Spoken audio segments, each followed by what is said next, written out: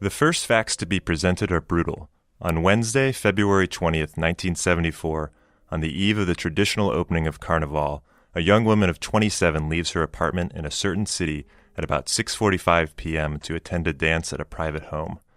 4 days later, after a dramatic, there is no getting around the word, and here we have an example of the various levels that permit the stream to flow. Turn of events, on Sunday evening at almost the same hour, to be precise, at about 7:04 p.m., she rings the front doorbell at the home of Walter Moding, crime commissioner, who is at that moment engaged, for professional rather than private reasons, in disguising himself as a sheik, and she declares to the startled Moding that at about 12:15 noon that day she shot and killed Werner Totges, reporter, in her apartment, and would the commissioner kindly give instructions for her front door to be broken down and the reporter to be removed. For her part, she has spent the hours between 12:15 noon and 7 p.m. roaming around town in search of a remorse she has failed to find. Furthermore, she requests she be arrested. She would like to be where her dear Ludwig is.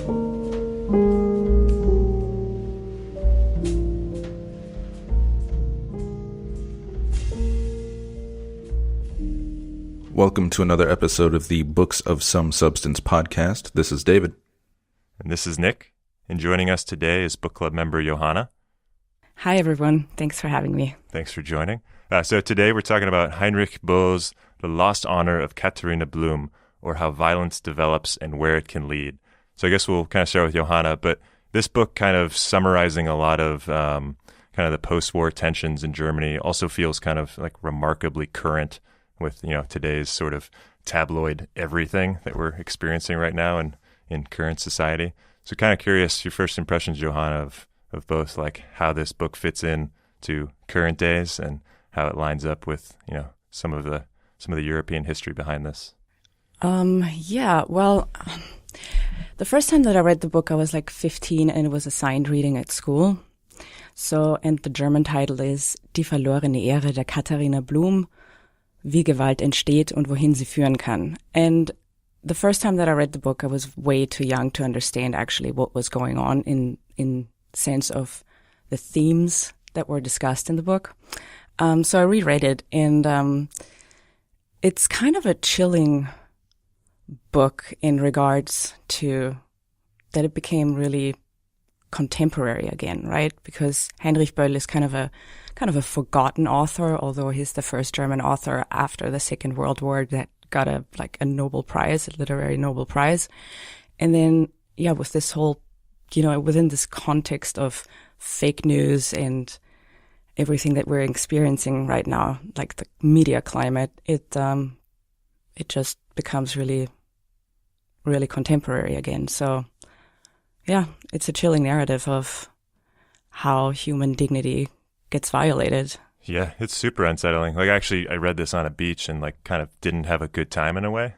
So I was just like, wow, this really kind of chills you to the core at just, how things can be twisted, because it just echoes, exactly what we see kind of happening on an even greater scale now that we've, given every man and woman on the planet the ability to kind of, access and sensationalize all of these types of things, thanks to, social media and whatnot. But I guess, David, did you have a good time reading this book, or you also just freaked out? I actually had a really good time. I thought it was kind of funny and strange, and even though the style is choppy, I found its sort of distance and the way that it pulls into a scene or pulls out of a scene enjoyable and somewhat funny. And I don't know how much I read into a contemporary reading, actually. You kind of hit on it a little bit, Nick. I think we've sort of given up our privacy to such a great extent and so globally. And in addition to the news cycle moving so fast that I don't know if this kind of story could be told today, actually. Or if it was, it would be brief, and a character like Katharina would not be in the news as heavily as she is. I don't know. Maybe I'm wrong, but I guess the time scales are probably different from, I guess this is mid-70s to today. But I think there's a difference. I think collectively a lot of people in society today have given up sort of small-scale privacy. But the second that is blown out of the water, which we've seen happen, in lots of different ways, thanks to Twitter. And, I had vibes of that, So You've Been Publicly Shamed book that came out a couple years ago, which I guess is not exactly the same context because it's actually tied to people sort of doing incorrect things where our main character is really just sort of shamed for absolutely nothing at all. Or shamed for the wrong reasons. Yes, exactly.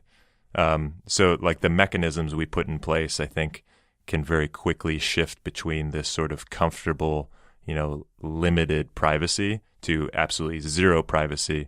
And that to me kind of echoes, what happened with Katharina, who goes from basically just a hardworking, very, it's called nun-like in the book, but very, very direct, very organized, very sensible young woman who, with a fleeting moment of true passion, finds herself kind of just entirely mischaracterized by the media and lots of society in general.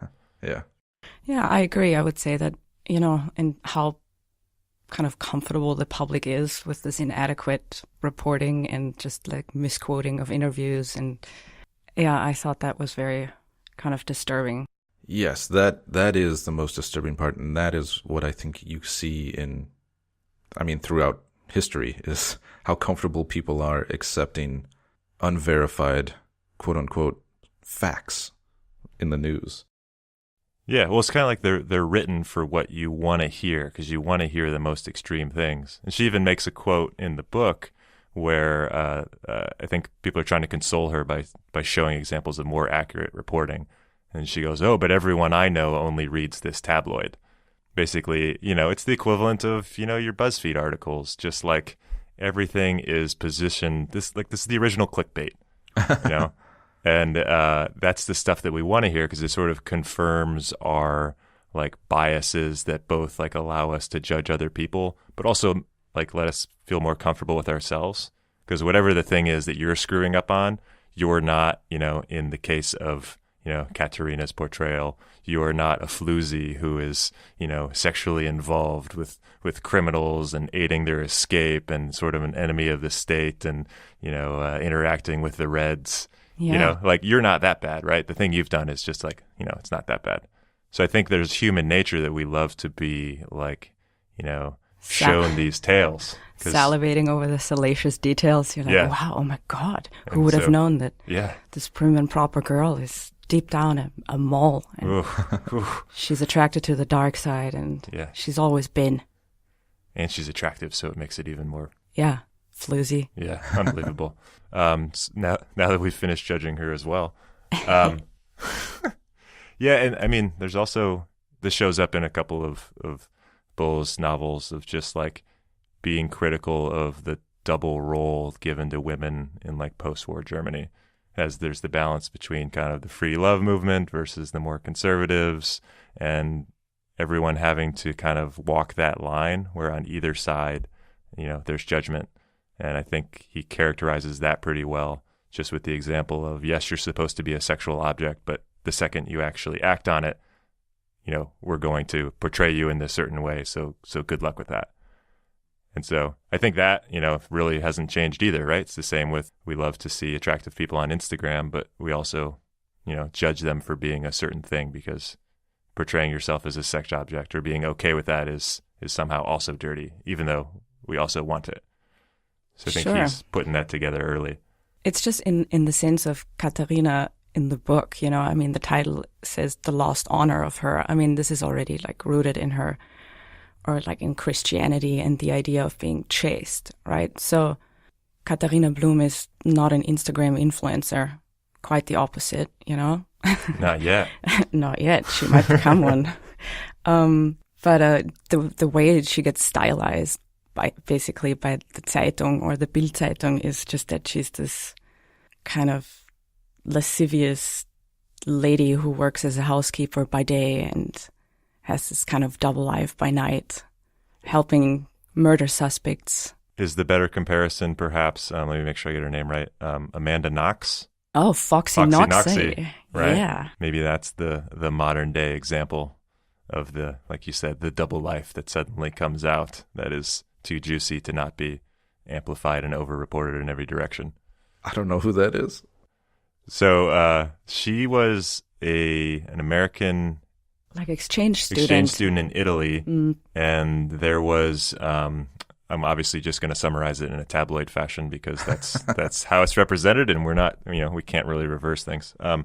But I believe it was portrayed as she was in some sort of sex orgy thing that got out of control that ended up in somebody being murdered.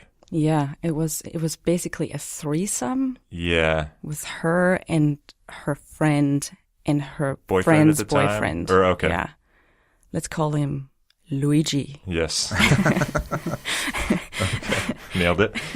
And so her friend, her female friend, another American exchange student, she was then found either stabbed or bludgeoned to death after this kind of like tryst or amorous encounter between the three of them.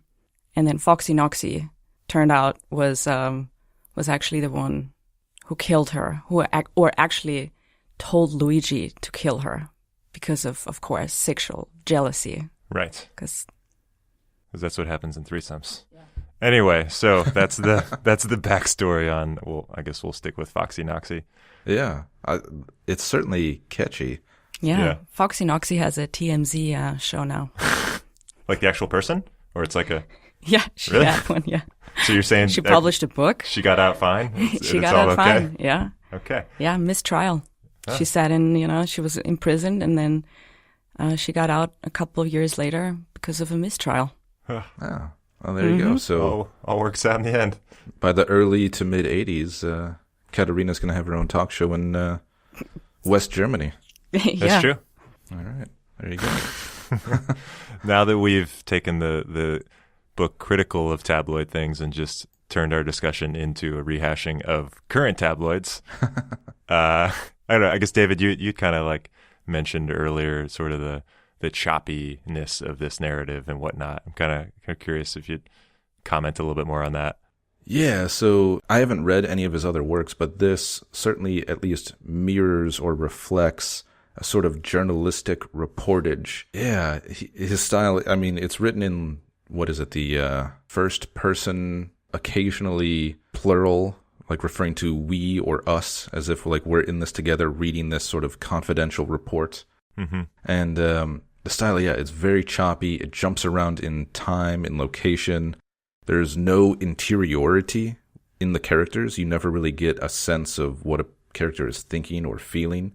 It's just pure reportage. This is what happens. This is what they do. And if you get a sense of their emotional state, it's all conjecture, right? There's a few lines I don't have the quote in front of me, but he even sort of guesses, like, at this time, Katharina was probably feeling this or probably thinking this while she did this or that action. And it's very off-putting at first. And I think the very short, tight chapters sort of help you deal with the movement of the plot. I don't know what it feels like or sounds like in the original language, but in English, as Nick can attest, is very difficult to read aloud. Yeah. Thanks for letting everyone know that the intro quote took me like 40 minutes to get through. Yeah.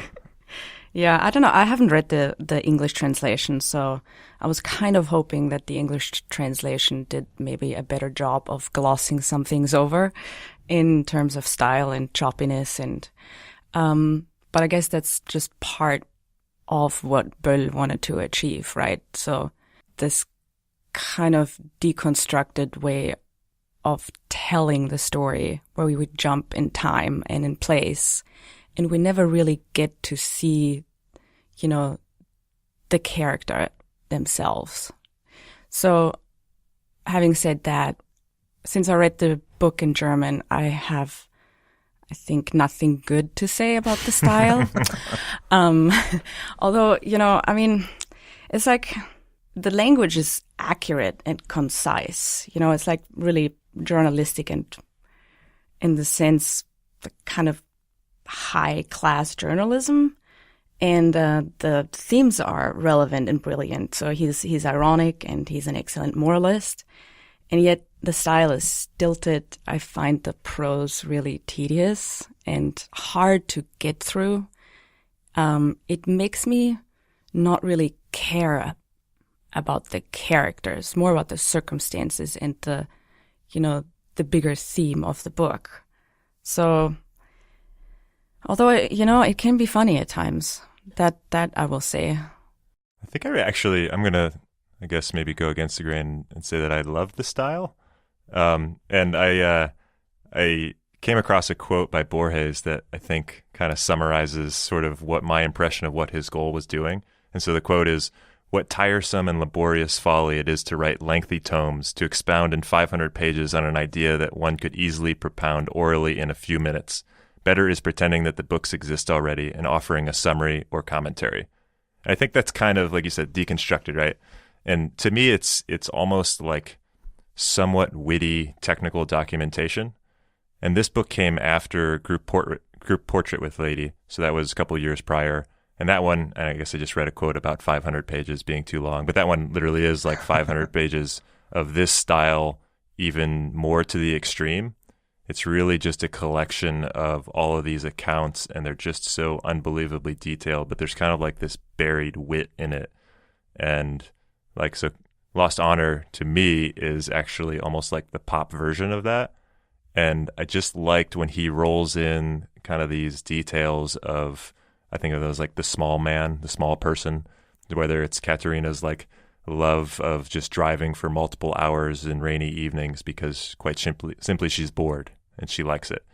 Or there was an account of the psychological impact on civil servants who have to listen in on everybody's telephone conversations when they're under, criminal investigation, and how terrible that is because certainly unions and everybody has proper medical, coverage and considerations, and these civil servants who just get exposed to all of this extreme stuff, nobody cares about them.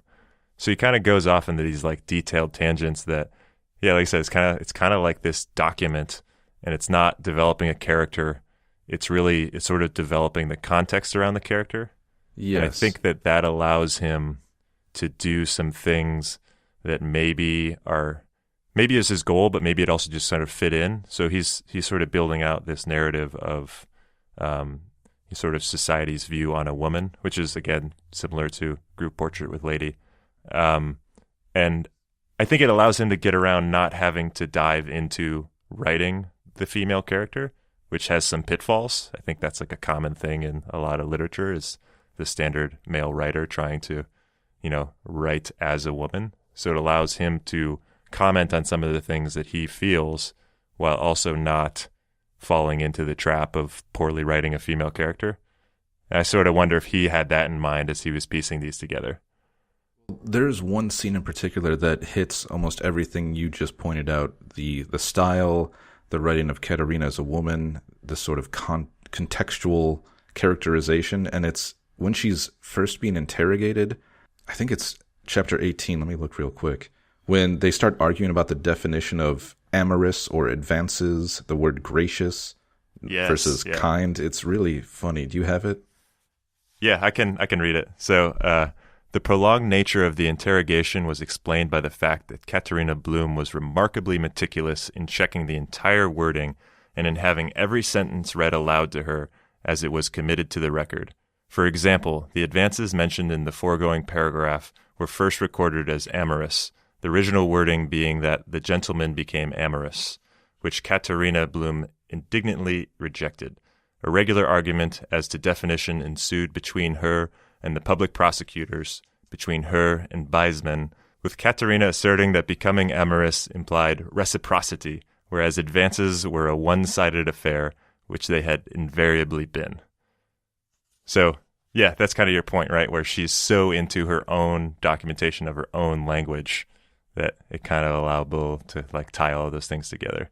Yeah, I think it perfectly exemplifies that she's this kind of constrained, fastidious person, and she cares very much about the details of, how events are described. So I would say with Böll, he actually does reveal that she has kind of a lot of sensitivities in that respect, so she cares very much about making a distinction between her ex-husband and Ludwig, the criminal that she met at the party and she danced so fervently with and whom she kind of got infatuated with.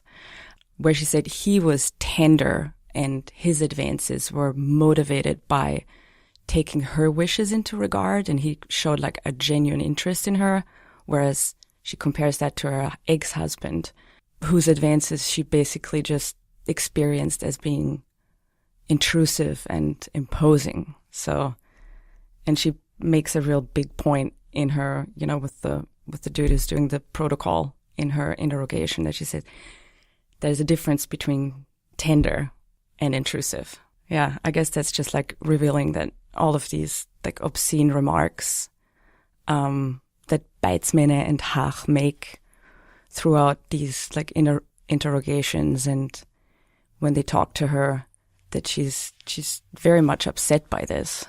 So she's not the floozy that she's made out to be, you know. Yeah, and it's kind of an example as they already assume immediately, as soon as the police become involved, what the context is, and that is pressed from like the get-go. And then there's this thing, it's kind of early in the novel where is it Beitzmann? I'm just going to ask for pronunciation. Beitzmänner. So Beitzmänner allegedly asked the maddeningly composed Katharina as she leaned against her counter, "Well, did he fuck you?" Whereupon Katharina apparently not only blushed, but said triumphantly, "No, I wouldn't call it that." And like, that was probably the first time that I kind of like chuckled out loud reading the book. Yeah. I was like, yeah, I think that's a very, very funny played. moment. Yeah. Yeah, it's also a strange moment in the book where it's the first time that kind of I get infuriated, you know, because there's this, like I said, fastidious, modest, decent housekeeper lady who finally had a good time, you know. She leans there in the morning, drinks her coffee, is probably reminiscing about Ludwig, and then in come the police, and she's being subjected to these obscene remarks and being immediately pigeonholed, right, as the floozy and as the whatever, as the hussy, the gangster hussy, and nothing could be further from the truth. And then she's kind of strip searched, and they take her personal belongings, and that kind of really hit a nerve with me. Yeah, and I think you sort of hit on what I think Böll is sort of critiquing of this, I guess, structural, and maybe we can put it in terms of violence because that's part of the subtitle, where the narrative that the police begin with really is carried over into the newspaper, is carried over from the newspaper into the public, right? It just goes from one to the next to the next. And each one, it's this bizarre, I guess, preconceived notion that this is who she is, and it just completely takes over and ruins her. Yeah, it's like linguistic violence kind of oscillating or changing up with almost physical violence, you know? And then in the end, it's the ultimate violence, and that's committed by her, namely she kills Tötges. Yeah, sort of shows that they blend together sort of imperceptibly, and they're obviously linked, but you know, it's almost like you can't have one without the other when they're this extreme. I guess there's sort of an intro comment in the book that the characters and action in this story are purely fictitious. Should the description of certain journalistic practices result in a resemblance to the practices of the Bild Zeitung, such resemblance is neither intentional nor fortuitous, but unavoidable. And Johanna, I know that you had a lot of kind of like context into sort of why you think Böll wrote this novel with respect to kind of the tabloids in the 70s and some of the, political and social developments in Germany. So I was wondering if you could fill us in on that. Sure. I mean, Böll actually was himself a victim of the Bild Zeitung, you know, so I think one has to contextualize, like when The Lost Honor was published, it was 1975, I believe. That was like right smack dab in the middle of the time of the Red Scare in Germany, or in Western Germany. So, and it's closely linked with the Baader-Meinhof terrorist group, which is called the RAF, the Rote Armee Fraktion. So this was a kind of an urban guerrilla group that was founded in 1972 after the kind of anti-authoritarian, student riots in Germany, and by a group most prominently Ulrike Meinhof and Manfred Bader. And they were just, anti-authoritarian, anti-imperialistic, and they wanted to emulate the model of the South American guerrilla groups. And they bombed, they had bomb attacks, set fire to a couple of department stores, and then they actually bombed the Axel Springer Verlag building in Frankfurt, where the Bild Zeitung is actually made. So the Axel Springer Verlag is actually owning the Bild Zeitung. And then within this frenzy, Böll actually steps forward and he kind of intervenes as a writer, and he publishes an article in Der Spiegel and basically just asks the media to step back and stop inadequate reporting on all of the members of this terrorist group, and approach it from a factual standpoint of view and open it up for a discussion in a more humane way. And that's basically what Böll is just calling for, right? Accurate reporting and analysis of a terrorist group and why they're doing what they're doing and what motivates them, which then got misconstrued as he's a big supporter of communism. He's a big supporter of terrorist attacks.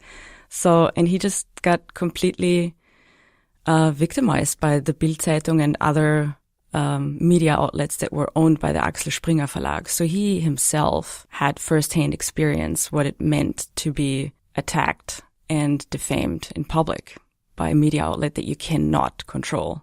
So, and I think that in a sense, it's the Verlorene Ehre der Katharina Blum is a retaliatory postscript to that. Mm-hmm. Although Böll himself made a point that this is not it. It's basically just dealing with a bigger theme. But in the end, he did have some first-hand experience that must have left him very unsettled. Yeah. Proves that moderation doesn't sell newspapers. So David, kind of, going back to a question that we have often asked, reading this a little bit over 40 years later, how does this stand up? Is this book of substance, if you will? Yeah, I think for a lot of the reasons that we've mentioned, I think it is. It touches on the sort of pervasiveness of media into personal lives and the dangers that come with reporting false narratives and how such false narratives can lead to and are a part of violence, right? So yeah, I think that aspect of the novel is relevant and of substance and important and will probably remain so. I think Böll's style is difficult to wade through, but I think it has its moments of pleasure, especially if you're into that sort of deconstructive, distant voice and reading through that. Yeah, I do. Johanna, what do you think? Yeah, I mean, I agree. I think it's a book of substance for sure. I agree with you that, prose and style is one thing about the book, but the broader themes are definitely relevant. And I think that is what makes Böll such an interesting author. He was often called the conscience of Germany, and he never wanted to be called that. But in the end, he ended up being that because his acute observations about society and what war or violence do to certain or to the small members of society, the average members of society, these acute observations are just brilliant. And on top of all of that, he's kind of the perfect example of a conservative moralist who's never lording it over you. So I think that's what makes him relevant, and I hope he stays relevant. Yeah. So I agree everything you guys just said. I also like that comment of not lording it over you. He's not preachy. He's just pointing these things out, and I think that's where his use of details and wit really helps, because they're always a little bit comedic, but they also resonate with you. So I think that's a really subtle aspect of why he can succeed so well. And then, of course, I was already kind of digging into this, but I guess I am the reader for his type of style, because for whatever reason, deconstructed or analytical or overly structured, that kind of thing just really works for me. So I'll throw my personal preference out there to say that this works on a lot of levels. But yeah, I think it's just a little bit terrifying given current circumstances of manipulated news sources, information, media, all that. And so on that alone, it's going to continue to resonate until, I don't know, we figure out how to clean up this whole good old fake news tagline that's a bit pervasive in pretty much, 90% of all think pieces written in 2018. And so we'll throw ourselves into that category. But yeah, I don't know. I'm into it.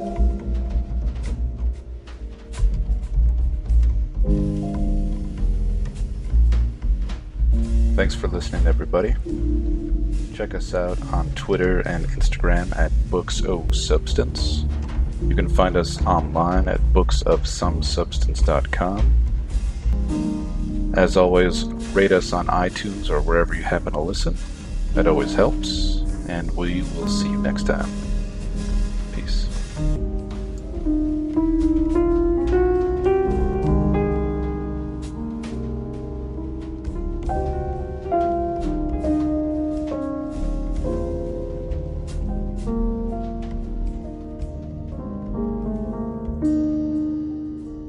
Maybe this will just be the entire podcast, 30 minutes of me reading this fucking quote. Hold on, I'm going to start this again. Maddeningly composed? I need to just fucking stop reading these quotes.